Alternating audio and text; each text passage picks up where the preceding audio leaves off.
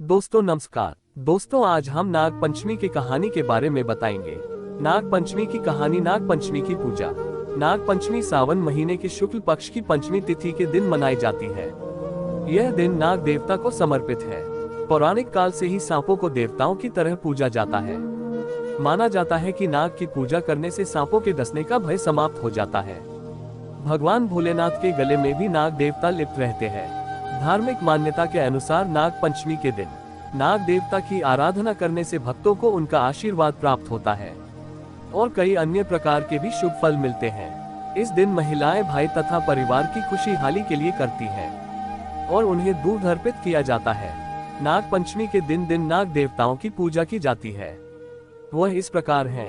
नाग पंचमी की पूजा की तैयारी एक दिन पहले से ही शुरू हो जाती है। चौथ के दिन चना बाजरा मूंग मोठ आदि भिगो दिया जाता है। पूजा वाले दिन के लिए भोजन भी चौथ के दिन ही बना लिया जाता है। पूजा के बाद यह ठंडा भोजन खाया जाता है। नाग पंचमी की पूजा विधि सुबह जल्दी उठकर घर की साफ सफाई और स्नान आदि करके स्वच्छ वस्त्र पहने, दीवार पर गेरू पोत कर पूजा करने का स्थान बनाए।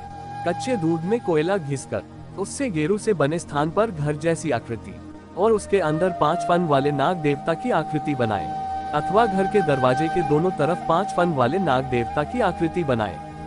यदि यह संभव ना हो तो दीवार पर बने नाग देवता की फोटो पर नाग देवता की पूजा भी की जा सकती है। पूजा के लिए रोली अक्षत से टीका करके मूली पुष्प गंध आदि अर्पित करें। भीगा अनाज धान खील दूर्वा खीर या दूध मिठाई अर्पित करें। नाग पंचमी की कथा सुने। कथा इस प्रकार है।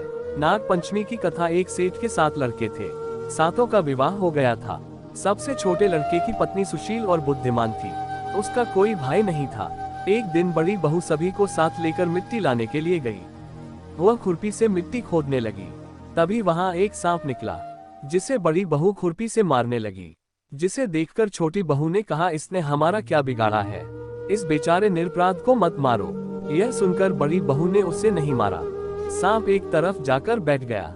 छोटी बहू ने उससे कहा, हम अभी लौट कर आते हैं, तुम यहीं रुकना, जाना मत। यह कहकर वह सबके साथ घर चली गई और वहां कामकाज में लग गई। उसने सांप को रुकने को कहा है। यह बात भूल गई। दूसरे दिन याद आने पर वह वहां गई तो सांप वहीं बैठा था। वह बोली, मुझे क्षमा करना भैया, मुझसे भूल हो गई है। सांप ने कहा, भैया कहा है तो छोड़ देता हूँ। आज से तू मेरी बहन है, जो इच्छा हो मांग लो। उसने कहा, मेरा कोई भाई नहीं था, मुझे भाई मिल गया। कुछ दिन बाद वह सांप मनुष्य का रूप लेकर बहन के घर आया और कहा, मेरी बहन को मेरे साथ भेज दो। सांप ने विश्वास दिलाया कि वह उसका दूर के रिश्ते का भाई है। रास्ते में बहन को अपने वही सांप होने की बात बताई। सांप के घर पहुंचकर वहां का ठाट बाट देखकर हैरान रह गई। एक दिन सांप की मां ने कहा, मैं एक काम से बाहर जा रही हूँ, तू अपने भाई को दूध पिला देना। उसने दूध दिया, वह गर्म था। सांप का मुंह जल गया। यह देखकर सांप की माता बहुत गुस्सा हुई। सांप ने कहा कि बहन को अब उसके घर भेज देना चाहिए। तब सांप और उसके पिता ने उसे बहुत सा सोना चांदी जवाहरात वस्त्र आदि देकर उसके घर पहुंचा दिया। इतना सारा धन देखकर बड़ी बहू ईर्ष्या से बोली, भाई तो बड़ा धनवान है, तुझे अधिक धन लाना चाहिए था। सांप ने यह सुना तो उसने और धन ला कर दिया। सांप ने छोटी बहू को हीरामणियों का एक अद्भुत हार दिया।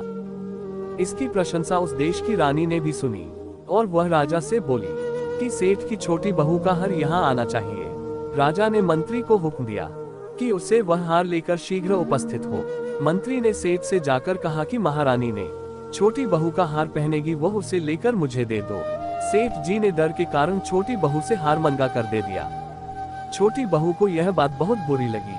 उसने अपने भाई को याद किया और आने पर कहा, भैया रानी ने मेरा हार छीन लिया है, तुम कुछ ऐसा करो कि जब वह हार उसके गले में रहे तब तक के लिए सर्प बन जाए और जब वह मुझे लौटा दे तब हीरो और मणियों का हो जाए। सर्प ने ठीक वैसा ही किया। जैसे कि रानी ने हार पहना वैसे ही वह हार सांप बन गया। यह देखकर रानी चीख पड़ी और रोने लगी। यह देखकर राजा ने सेठ के पास खबर भेजी कि छोटी बहू को तुरंत भेजो। सेठ जी डरते हुए छोटी बहू को साथ लेकर वहां पहुंचे। राजा ने छोटी बहू से पूछा, तुमने क्या जादू किया है, मैं तुम्हें दंड दूंगा। छोटी बहू बोली, राजन क्षमा करे, लेकिन यह हार ही ऐसा है कि मेरे गले में हीरो और मणियों का रहता है और दूसरे के गले में सांप बन जाता है। यह सुनकर राजा ने वह सांप बना हार उसे देकर कहा, अभी पहन कर दिखाओ। छोटी बहू ने जैसे ही उसे पहना तो हार हीरे मणियों का हो गया। यह देखकर राजा को उसकी बात का विश्वास हो गया और उसने प्रसन्न होकर उसे बहुत सी मुद्राएं पुरस्कार में दी। छोटी बहू अपना हार और धन सहित घर लौट आई। उसके धन को देखकर बड़ी बहू ने ईर्ष्या के कारण उसके पति से कहा। उसकी पत्नी के पास ना जाने कहां से इतना धन आया है। यह सुनकर उसके पति ने अपनी पत्नी को बुलाकर कहा, ठीक ठीक बताओ कि यह धन तुम्हें कौन देता है। वह अपने भाई सांप को याद करने लगी। तब उसी समय सांप ने प्रकट होकर कहा, जो मेरी बहन के आचरण पर संदेह करेगा उसे मैं खा लूंगा। यह सुनकर छोटी बहू का पति बहुत प्रसन्न हुआ और उसने सर्प देवता का सत्कार किया। उसी दिन से नाग पंचमी का त्योहार मनाया जाता है और स्त्रियां सर्प को अपना भाई मानकर उसकी पूजा करती है। दोस्तों, यह कहानी आपको कैसी लगी कमेंट में बताएं। हर हर महादेव। जय राधे राधे, जय श्री कृष्णा।